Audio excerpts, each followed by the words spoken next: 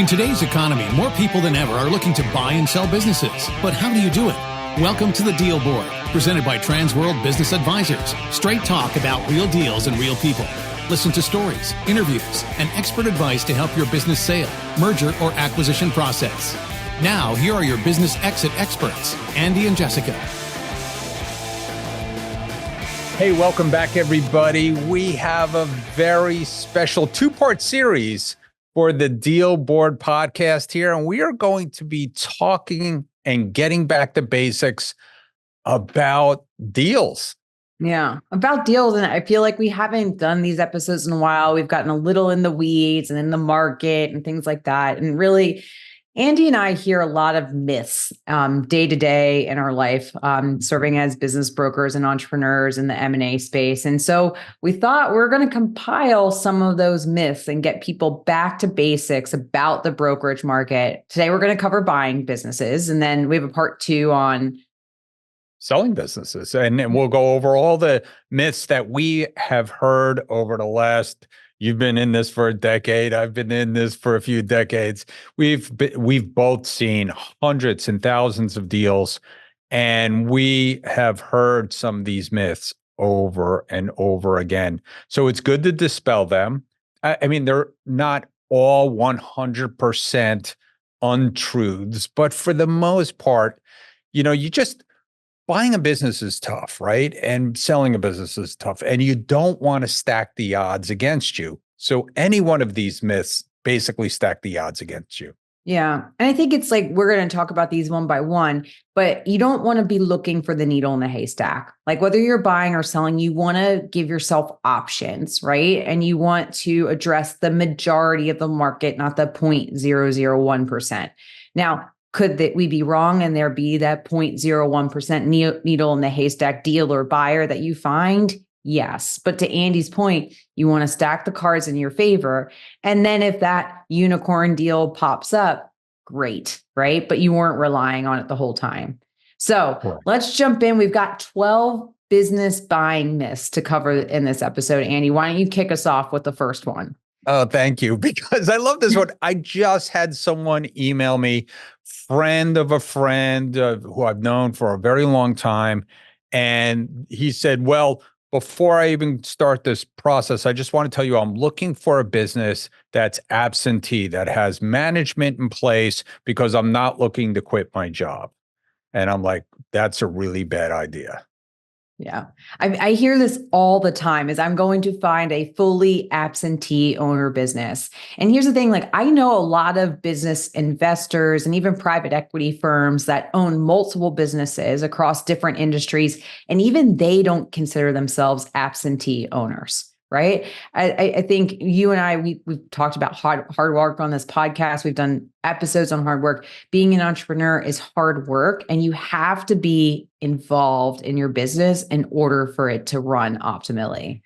Yeah. And I really believe that if you try to make a business that was that, and we've seen this all the time, when buyers buy a business and they either try to make it absentee or they don't pay attention like the old owner did, it is a recipe for disaster, and you are raising your failure rate literally through the roof. So there's really no such thing as an fully absentee business. Yes, there are some businesses that require less time, but even when they tell us these things like car washes or laundromats, those two things specifically, I know some owners to both those businesses, and they are working those businesses. Yeah, they might not be there every hour of the day, but they are working those businesses every day.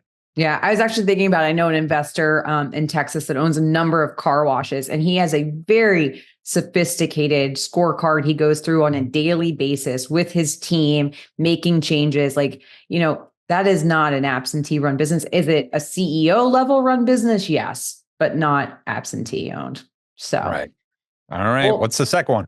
This one's one of my favorites, my personal pet peeves right now. And it is, I will buy a business for no money down. And I mean, I love the buyer education that has taken place on social media over the last 5 years. I love that buying a business is now a popular thing and there's influencers. But my biggest pet peeve is this undercurrent of buying businesses for no money down. And the reality of it is, again, there is outliers, but this does not happen. No one's going to sell you their business. Don't bank is going to finance you money to buy a business if you have no skin in the game as an owner. Yeah, and it's sort of it's really kind of against the grain of what a seller would want from a buyer. Like you said, they have to make a commitment. And when people don't make commitments financially, we see them abandoning things very quickly. And so no money down is just not going to happen. I don't care what late night TV course you took back in the 70s of no money down in real estate. That might happen once in a while in real estate, but it's not happening in a business. So that's yes. gonna And move on. again, we've talked about on this podcast multiple ways that you can finance, you can stack financing. You don't have to come up with 100% money down by any stretch, right? But 0% down, no. 10, 20, 30, yes, that's adequate, but you gotta show commitment. So Correct. which Absolutely. actually is kind of related to number 3 for us as well. It is. And we hear this all the time, and people want to find the owner that's going to just give them the business for sweat equity. They'll come in and work, and then the owner will give it to them over time and let the business pay off that seller. And really, that doesn't happen either. No, I think there's a stat that's floating out there in the exit planning community, and I will misquote it, but it's somewhere between 80 to 90% of a business owner's, their full net worth is tied up in their business. So if we just look at this functionally, like a business owner of a small to mid-sized business cannot retire if they don't receive payment for the business they're walking away from. They can't afford to just give somebody their business. They've got to have something in return because that's where their whole net worth is tied up in. And that's what's going to provide them income into retirement. Yeah. And most sellers understand the value of their business. They want to monetize that at the end, even if they're giving it to a kid, even if they're giving it to an employee, selling it to an employee. And by the way, the SBA loves those deals, and it loves to finance those kinds of deals where people have worked in the business already and they're already in there. So it's a great opportunity for employees or succession planning, but most owners want to get paid. They have to. Yeah, they absolutely. So that sort of related to the next one, right, as well. Yeah. Which is, we put it as I'm going to play hardball with the seller, or I'm going to convince the seller to take my deal, right? I'm going to have this deal they can't say no to. I'm going to negotiate so hard. And the reality of it is, and Andy and I have said this on this podcast before, if you have a good business, you're going to find multiple buyers. Right. So if you're sitting in a buyer's seat and you're thinking you're going to drive this negotiation with a seller of a good, fundamentally good business, it's just not going to happen. Yeah. A lot of buyers come to us and they think that they're going to outwit and out negotiate even us. They don't want us in the process. Let me talk to the seller, by myself. And they think somehow they're going to personally grind them down to the nub of this deal. And it just creates bad blood, and you cannot get through a deal once you've bloodied your opponent. It's a long process. So you have to nurture that relationship through the process of buying the business and transferring all the assets and the goodwill. It's just not going to happen if you're going to be the expert negotiator. And plus, there's so many people that have resources to tell them whether or not it's a good deal. Yeah. There's not a sucker, there's not a sucker born every minute in this process. No. And I mean, you make a good point, Andy. This is I think the best buyers treat this negotiation as a short-term marriage, right? This isn't like a real estate transaction where you show up at a title company, you sign documents, and buyer and seller never meet, they go their separate ways, right? There is a transition and a transfer process that can be a few weeks, a few months, a few years, right? In order to make sure the business survives that transition. And you've got to have a good working relationship. And the buyers that play hardball with the sellers, we've seen it. I mean, I know you've seen it probably hundreds of times, Andy, where they'll walk out of the room and the seller goes, I don't care what that guy's offer is, I'm not selling to him, right? We just had it happen to us just recently, where the buyer was really a pain in the butt. And the seller said, I don't care if they bring cash. I don't want to sell to them. So they care about their employees, they care about their customers, and they don't want to see it go on. And I almost revealed the next one in my process of explaining that one, because some people don't think they need a CPA or an attorney. And that is a huge wives' tale. You just It's don't want to huge. do that. And we see this a lot with, first-time buyers where they're trying to save costs or things like that, which I think is the biggest risk, because if it's their first time acquiring a business, that's where you have so much risk, especially on the legal side, but, a CPA to verify the numbers and things like that. But and if we go back to professional buyers, private equity firms, family offices, serial entrepreneurs who buy businesses, if we look at their playbook, they never do a deal without a CPA or an attorney, right? Yeah, no, they don't do it. And if you do it without a pro, and there's a pro on the other side, if there is certainly an attorney on the other side, that deal is going to be written one way and it's going to favor only one side. You cannot do this alone. And we've seen this, like I've seen like small little deals. It's like, well, I'm just buying the assets of this closed down restaurant for $20,000. And and I know we've seen all these deals. That's probably the worst thing, because there's all kinds of liabilities attached to that, whether it be the landlord, whether it be the ice machine, whether it be the credit card processing company that still has a contract on the equipment that's inside. I mean, it could be anything, and you don't want to do that. You definitely need an attorney and you need a CPA. So Yes. Yes. So then we've talked about that before, having advisors on your team and the right advisors. Kind right. of going into that advisor realm, our sixth big myth for buying a business is that there's plenty of financing options that are not SBA. And we've talked about this a lot. I think, number one, we are so lucky in the US to have a program like the SBA. The reality of it is if we did not have the SBA, there would be really little to no business funding for small businesses, acquisitions, startups, nothing. The SBA is the vehicle that provides financing for almost all of business use cases in the US. Yeah, and that's third-party financing. Of course, the seller can finance it themselves, and maybe Yes. the buyer can borrow from family and things like that. But really, there are no other options. There's a few here and there. Hard money loans are very expensive, but a reasonable ability to finance your business outside the SBA program. Maybe you could borrow again from yourself inside of your retirement account, which is a great program. But again, what we see is 90% of the third-party financing, probably more than 90%, is the SBA programs, whether it be a 7A loan or a 504. And as you said, both of us are running franchises that are international. We talk to our international partners all the time, and they say, how lucky are you to have a vehicle like that in the United States? And there's a couple other countries that have similar things, but nothing like the SBA program. And really, the greatest thing about the SBA program, which is like a little unknown fact, is it actually pays itself back to the government. It's a moneymaker for the government.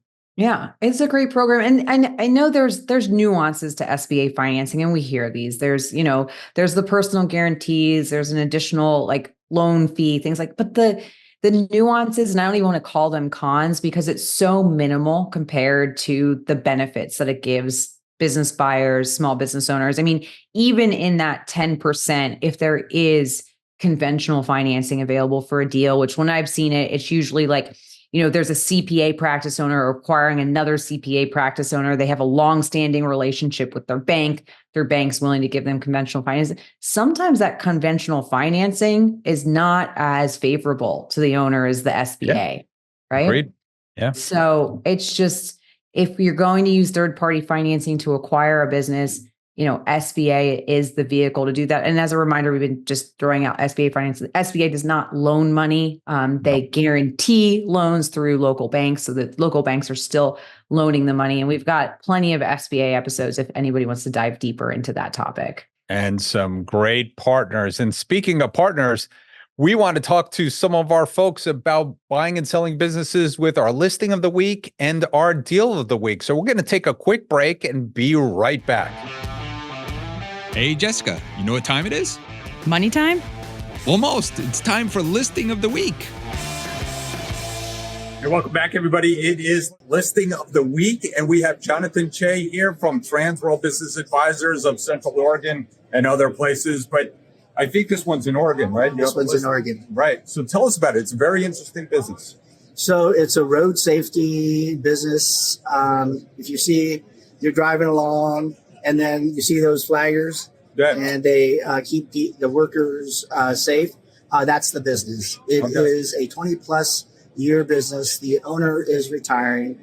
A little bit over $2 million in revenue and about $350, $360 in SDE. 1.2 million asking price. Good, solid business. Good reputation.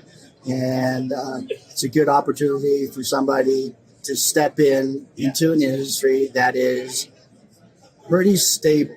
It's not going anywhere.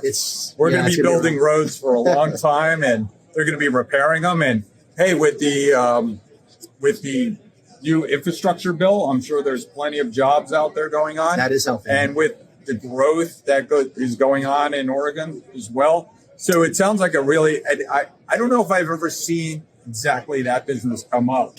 So again, very interesting niche business for someone to take over. And it's employing the people that are doing the flagging, right? That's correct. Wow. Great business. Sounds like a great deal. What's the best way to get in touch with you if somebody wants to learn more? Well, they could call me on my cell phone at area code 541-213-0234 or email me at jchoe@tworld.com. All right, Jonathan, great deal. You better jump on this one. It's a busy one. Thanks, Andy. Hey, Andy, do you know what time it is? It's time for our deal of the week. Deal of the week. Sold. Welcome back, everybody. It is Deal of the Week, and I am with Doug Coase from Transworld Business Advisors of Knoxville and Chattanooga. So you just sold a nice deal. Tell us about it. So we got a call from a guy that owns a call center.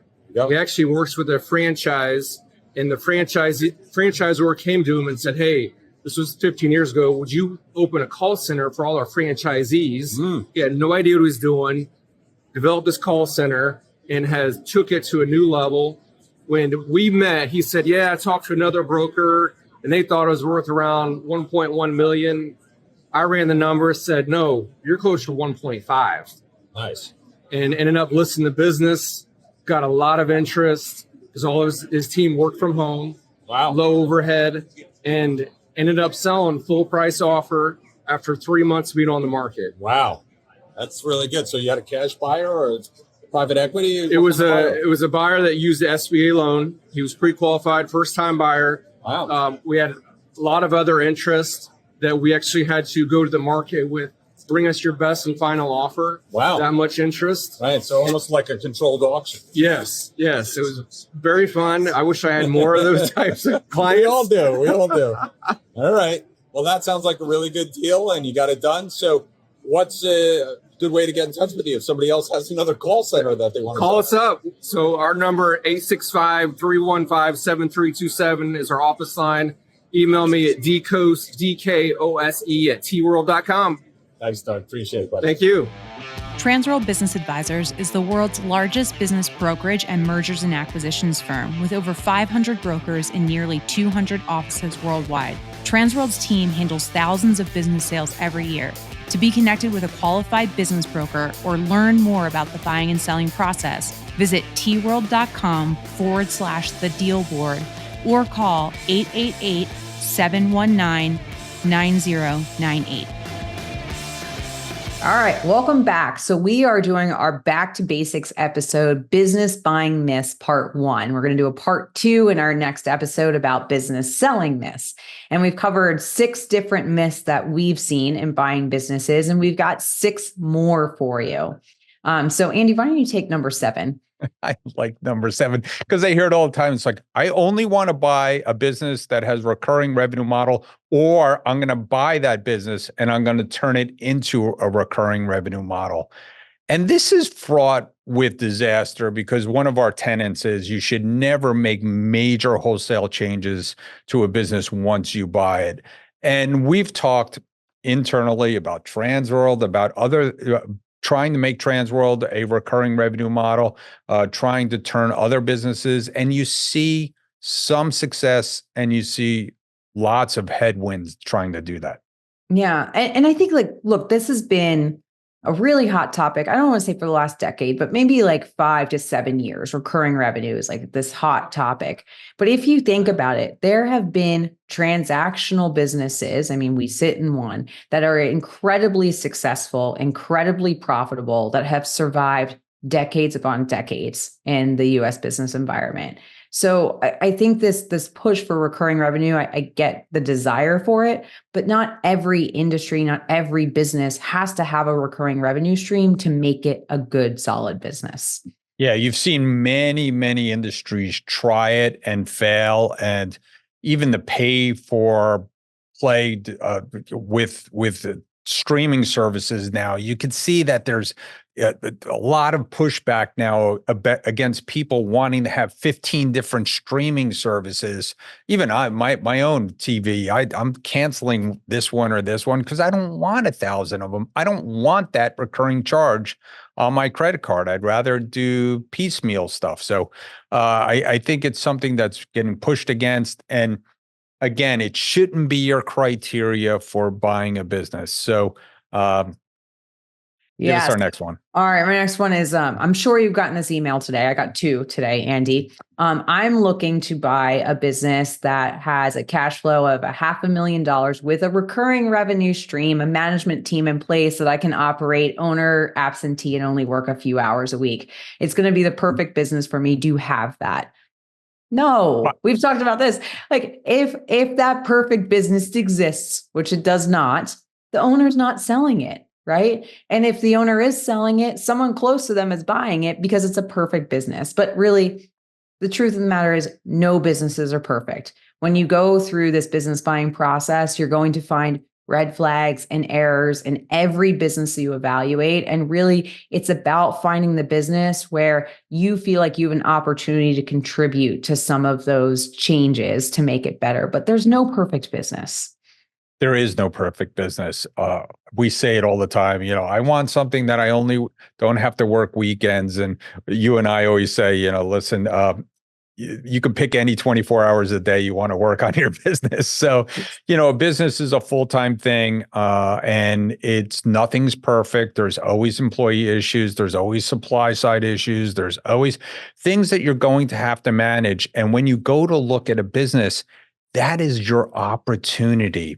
When you see a business that hasn't been marketed well because the owner is getting old, when the business has too many employees, or it doesn't have good supply side chain, and not taking advantage of maybe going overseas or doing something different, there's lots of opportunities out there. So don't look at it as a negative in these businesses, because if you're looking for the perfect business, as Jessica said, you are not going to find it. It just doesn't exist.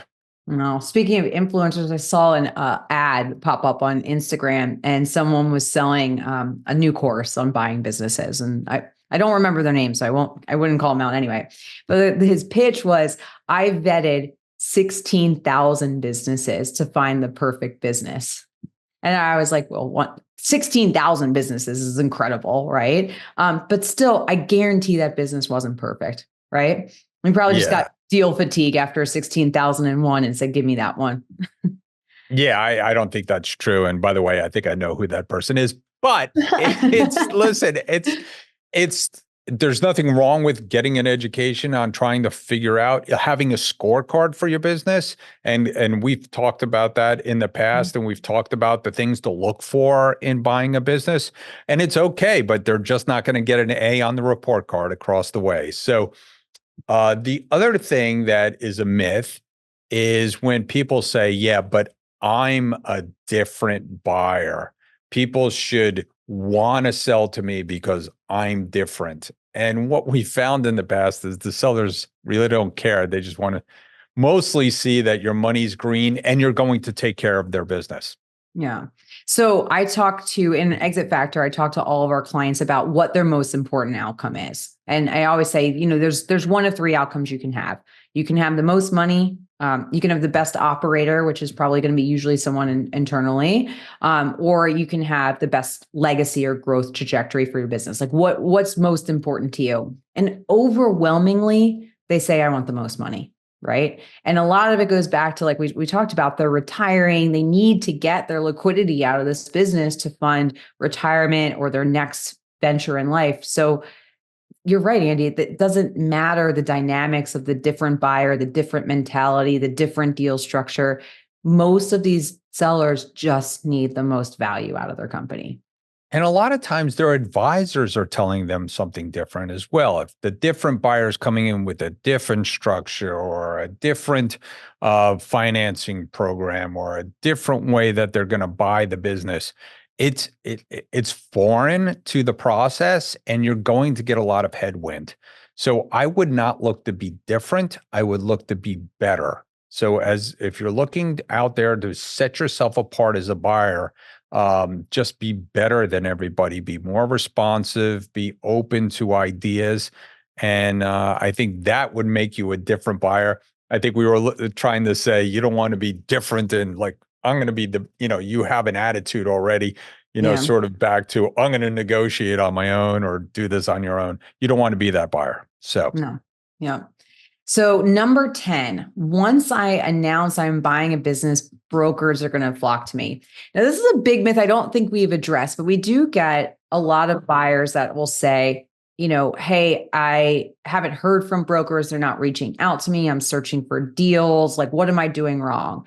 And when we look at the dynamics of the business market, we get probably 100 to 200-ish buyers for every listing that's for sale, I'd say, right, Andy, about that? Yeah, that's a pretty fair assessment. I tell everybody who comes to buy business, and I'm talking my brother, I'm talking my brother-in-law, I'm talking to my best friend, and I tell them the same thing, that this requires work.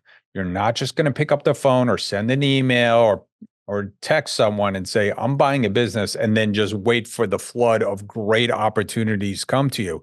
It's not going to happen. You're going to have to do the work.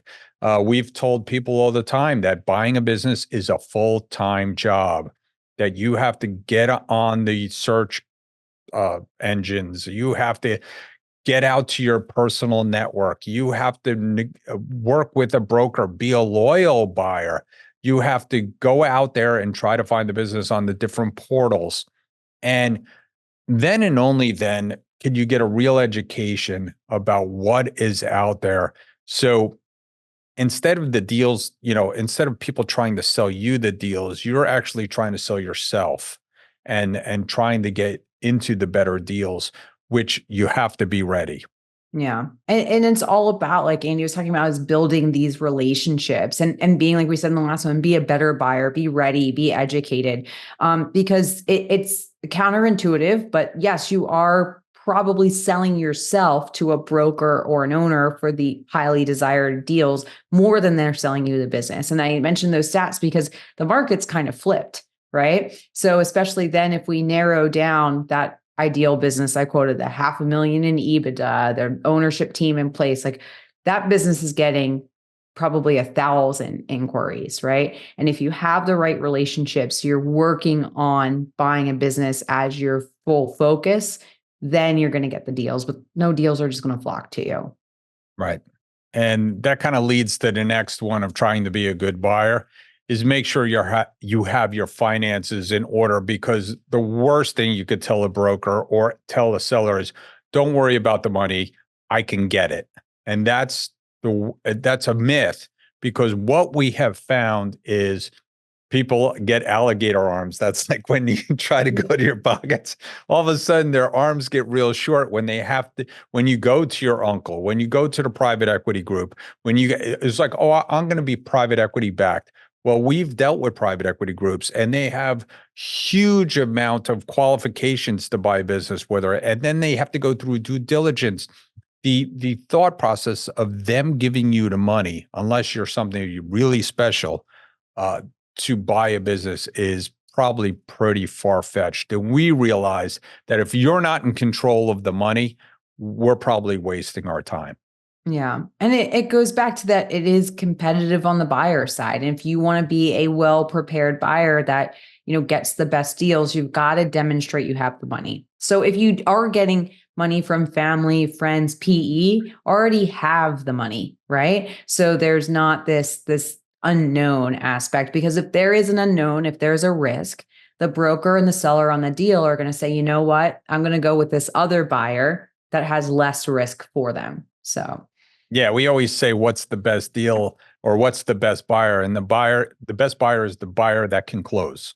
Yes. The buyer that has the ability, they have their own money and maybe not even going to the SBA program, but that's okay too. And then they're going to have the ability to make the decision. You want to look for those decision makers. And when somebody says, hey, I have to go to others to get permission, to get money, to have them do due diligence, and those people aren't showing up to the meetings, it's a huge red flag, and you're probably not going to be able to buy the business. So what's our last one? The last one is buying direct from the seller is best.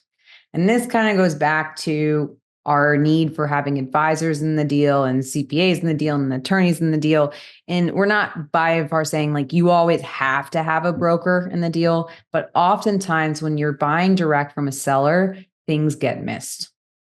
Yeah. And the other thing is what we found is, and what I've found is, when a seller is out there as a FSBO, as we call it, for sale by owner, what we have found is that, first of all, there's tons of brokers out there that are calling that FSBO. And the reason why they're probably not listing with a broker is because the broker probably told them bad news, that their business wasn't worth $5 million, it was worth $2 or $3 million.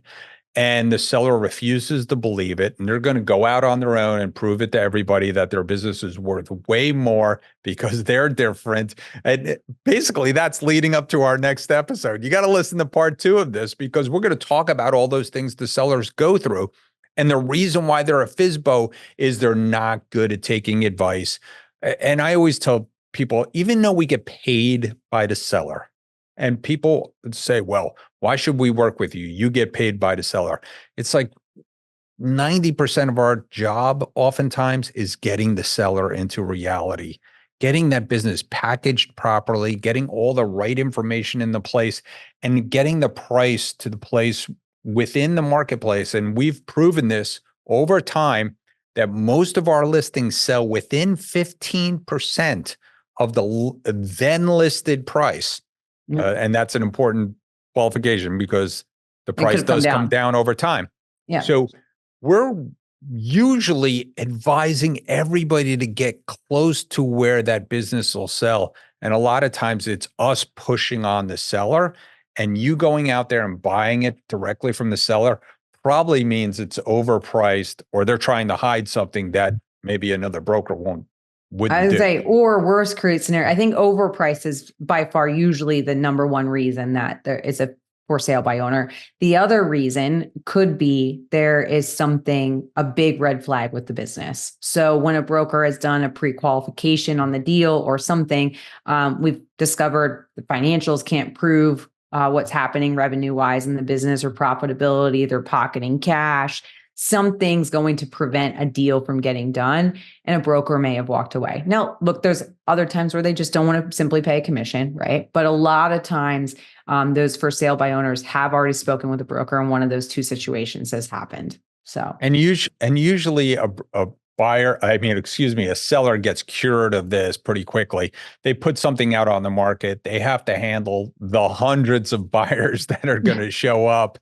And if they get through that first 2 or 3 weeks and they don't list with a broker, yeah, probably something's wrong. Environmental issues, other, legal issues. There could be a whole host of things. I would be very, very cautious of buying something directly. Yeah. So that's part 1 of our back to basics business buying myths. We hope you'll join us for our next episode when we're going to cover it from the seller side and talk about the selling myths. Yeah. See you next time. Thanks for tuning into the show today. If you like the podcast, share it with your friends on social media. And don't forget to subscribe and leave us a review on your favorite podcasting app. If you have questions, would like to appear, or have suggestions for topics for the show, get in contact with us through our website, thedealboardpodcast.com.